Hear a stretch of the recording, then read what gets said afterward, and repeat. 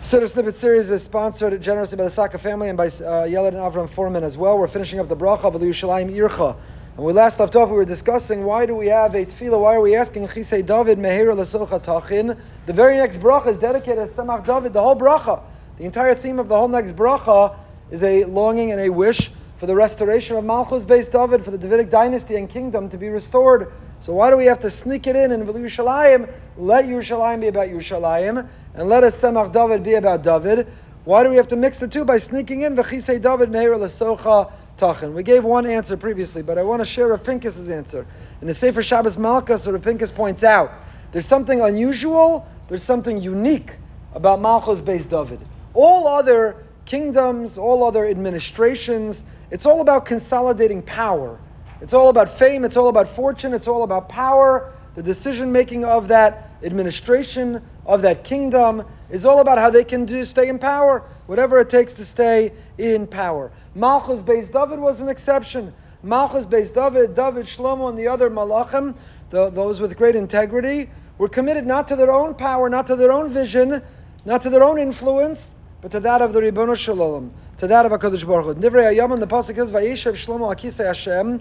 Shlomo HaMelech didn't have his own throne, kiviyachol. He sat on the throne of Hashem. He saw all that he had was a platform to advance the mission, the vision of Hashem. So Malchus Beis David is unique in this way. And that's why it says, Rav Pinkus, the return of Malchus Beis David is the hashlama for Ashras Hashchina and Binyan Yerushalayim. We don't just want the city to be built, skyscrapers and magnificent edifices and fantastic restaurants. That's not what Yerushalayim is about. It's about Malchus Beis David. It's about fulfilling this vision, this mission for what HaKadosh Baruch Hu wants in this world. And then we end this bracha. Baruch Atah Hashem, Bonei Yerushalayim. There's an interesting discussion. Boneh, is there a difference? A tzerei, a segel. I don't want to get into it now. Bonei Yerushalayim, the simple understanding, Bonei Yerushalayim is in the present tense. Why would we end this bracha that's describing what Hashem will do? He's going to bring the house down. He's going to bring the third Beis HaMikdash down. So why do we say He will? Yibana Yerushalayim. Why Bonei Yerushalayim? Why do we describe what Hashem is ultimately going to do in the future? Why do we describe it in the present tense? When the Gaon says that when a bracha that's talking about something Hashem will do in the future is describing it in the present, it means that there's an aspect of it already in the here and now. We saw this in the Amida already. We saw in the very beginning of Shemon Esrei. The bracha is Mechaye Amesem. Mechaye Amesem. Kadosh Baruch Hu brings the dead back to life. Not He will, but He does in the present tense. What does it mean? So the Gaon says, Chazal tell us there are four Rochashav Kames, there are four who are dead even while they're alive. And the Kadosh Baruch Hu can resolve whatever isolation, pain, whatever struggle they're going through that makes them as if they're dead even while they're alive. HaKadosh Baruch Hu could undo it. He could create, He could perform a Tchiyas HaMesim. People who feel down and out, an ani, someone who's waiting for a simcha, HaKadosh Baruch Hu can change their fate. He can bring them back to life. So Mechayim Mesim is not in the future, in the presence. We saw it also in the seventh bracha of the Amida. Goel Yisrael. Not Yigal, not He will. He's Goel Yisrael. How? Because you don't have to wait for the ultimate and complete Geula redemption. There are minor redemptions along the way. A person's going through a hard time. A person has to resolve an issue that they're facing. He's Goel Yisrael even along the way. The Pri Tzaddik, and I love when Siddur snippets in the Parsha come together. The Pri Tzaddik, Tzaddik HaKohen in Parshas Ve'eschanan, points out that these brachos in the Amida that deal with Yerushalayim are written in Lashon Hova. Bonei Yerushalayim, Matzmiach Yeshua, Hamachzer Shchinas Yerushalayim. Why? Says Rav Tzaddik, because when a Jew longs for, when your shifos, when your aim, when your desire, when your yearning, when your focus is on something, it's making it a reality right now. We don't say that want, that desire, that ratzon is ephemeral, is theoretical, but it didn't happen. The ratzon itself, that desire, that drive, is creating that reality in the present tense, not only in the future. He writes, "He writes, just like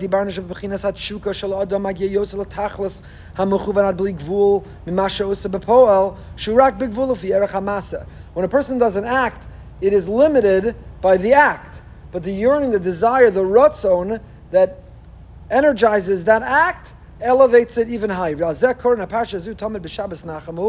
Tzaddik writes, that's why we read V'eschanan always on Parshas Nachamu, K'dei lechazek yadayim rafos b'sheva denechemta, shezeh kama shalom v'kama kitzim avru We've been saying this Shiva de Nechemta, we've been saying the 7 Haftorahs of consolation for 2,000 years. Where's the Nechama? Nothing's different. There is something different. The longer we hold on to that desire, that yearning, that want, the more we're working towards it, the more we're creating the reality even right now. Says Rav Tzadok, that's the Pshat in the Gemara Tainis Daf Lamed Amid Beis. Kol mis'abel al Yerushalayim, zoche v'roa b'simchasa. First of all, notice it says mis'abel in hitpa'el. It's a reflexive verb. It means that you transform yourself to be a mourner, even if you don't naturally feel it, even if you're not broken inside. But mis'abel, you are contemplative, you think, you focus, you feel the pain of Klal Yisrael, you're mis'abel, you reflexively hitpa'el, turn yourself into an avel. It doesn't say yizke v'yira, you will merit and you will see. It says zoche v'roa b'simchasa right now. So how are you zoche v'roa? You sat on the floor last Tuesday, Tisha B'Av, you cried, you made it through the whole kinos, Chatzos, the interview that we had with a hostage in Hamas's hands who was released, and you sat and you cried. You were mis'abel. How are you zoche v'roa? Where's the Beis HaMikdash? Where's Mashiach? The answer is this Rav Tzadok. The answer is Bonei Yerushalayim. The answer is it's not a binary. Until the Beis HaMikdash is built, it's not here. It's not all or nothing, but rather it's incremental. It steps towards Geula. He's Bonei Yerushalayim as we go. And when we're mis'abel, when we feel incomplete, when the Gullus is not so gishmak, when we're not so comfortable, safe, and secure, when we realize this is all temporary, this isn't the way it's meant to be, this isn't what it's supposed to be permanently. When a person lives with that acute awareness, they're mis'abel, zocha v'roa, not in the future, but even right now, it's something we feel, and that's why the bracha is Bonei Yerushalayim. We'll finish this bracha Mirz Hashem next time.